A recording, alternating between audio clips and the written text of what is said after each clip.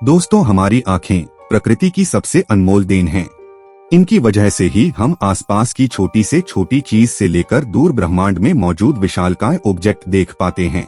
हालांकि पृथ्वी से दूर ब्रह्मांड की चीजें देखने में हमारी आँखें उतनी सक्षम नहीं हैं, जितना कि आज के आधुनिक टेलीस्कोप।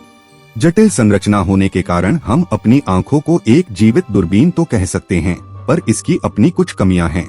सीमित आँखों की पुतलियां और उनका आकार, लेंस और मांसपेशियों के चलते हमारी आँखें एक हद से ज्यादा बारीक और दूरी नहीं देख सकती।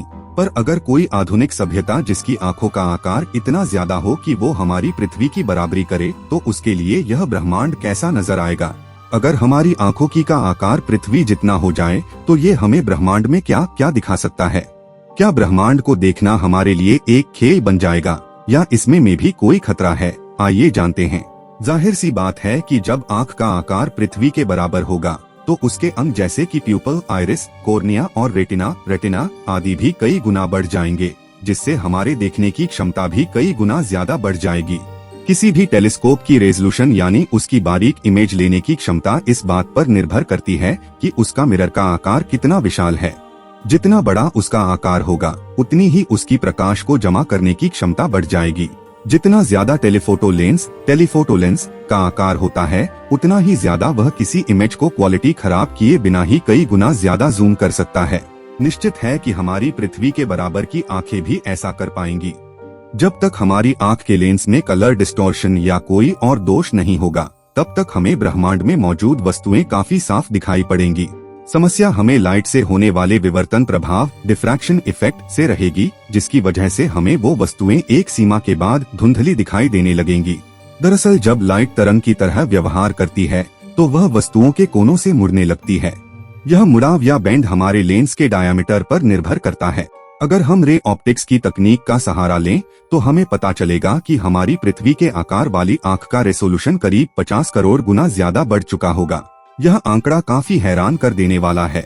यदि यहाँ आँख के लेंस की डिफ्रैक्शन लिमिट को शामिल कर लें, तो हम उस आँख से मंगल ग्रह पर ठोस और पैटर्न वाली चीजों में भी आसानी से फर्क निकाल सकते हैं। मंगल पर मौजूद किसी अंतरिक्ष यात्री की सभी चीजें आप बारीकी से देख सकते हैं, और साथ ही हमारे चंद्रमा पर रखी हुई किसी भी किताब के अक्षरों को आप बड़ी आसानी से पढ़ सकते हैं। खास बात यह है कि ब्रह्मांड के फैलाव होने की वजह से होने वाले रेडशिफ्ट के बावजूद भी हमारी आंखें कई प्रकाश वर्ष दूर मौजूद आकाशगंगा को भी सफाई से देख पाएंगी। वातावरण में मौजूद हवा के चलते अक्सर लाइट के पार्टिकल मुड़ने और विकृत होने लगते हैं, जिससे हो सकता है कि उन्हें देखते हुए हम उनकी बारीक चीजों को न देखें। एक बात और चौंकाने वाली है कि पृथ्वी जितने आकार वाली आंखें जेम्स वेब स्पेस टेलीस्कोप के बराबर भी काम कर सकती हैं। ये बड़ा ही रोमांचक होगा कि उस वक्त आप अपनी इन आंखों से बड़े बड़े supermassive black hole, Quasar, blazer और संभवतः न्यूट्रॉन स्टार और उनकी जेट स्ट्रीम को अपनी आंखों के सामने देख सकेंगे। पर ये आपके लिए तब सबसे बड़ा खतरा बन सकता है। जैसा कि आप जानते हैं कि ब्रह्मांड में लगातार विस्फोट होते रहते हैं, जहां खतरनाक ऊर्जा से भरी हुई तरंगे हमेशा निकलती रहती हैं। हो सकता है कि इन बेहद ऊर्जा वाली तरंगों को देखते ही आप अंधे भी हो जाएं।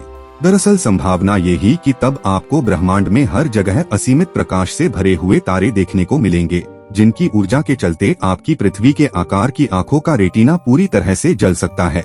जाहिर सी बात है कि इतनी बड़ी आंखों की ध्यान केंद्रित करने की शक्ति भी काफी ज्यादा होगी, जो हमारे सूर्य की रोशनी को इतना फोकस कर लेंगी कि ये सीधा आपकी आंखों को खत्म कर सकती हैं।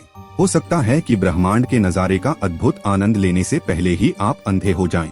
अब ऐसे में तो यही समझ आता है कि ब्रह्मांड को देखने का काम हमें इन टेलीस्कोप पर ही छोड़ देना चाहिए।